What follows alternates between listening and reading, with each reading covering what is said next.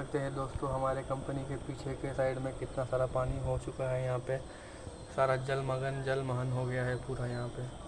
और आप देख सकते हैं यहाँ तेंतुली का झाड़ है। इधर इधर इधर तेंतुली का जो टावर दिख रहा है उसके बाजू में जो झाड़ है उधर तेंतुली का पेड़ है। उधर एक बुढ़ा रहता है, चिकन बना करके देता है, लेकिन वो भी डूब गया होगा। वो भी डूब गया होगा।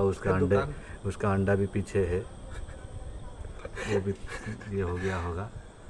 देखिए कैसे हो रहा है। वो लेबर का रूम सब है वहाँ अब पे भी देखिए पानी जा यहाँ पे रहा है। पूरा बहुत सारा पानी है, पानी ही पानी है भैया जी। पूरा एकदम हैदराबाद क्या होगा वो तो नहीं मालूम। देखिए वो घर जो दिख रहा है उसका अंदर पानी घुस गया। आज खाना बनाएंगे कि नहीं बनाएंगे, होटल में खाएंगे, टेस्टी होटल में।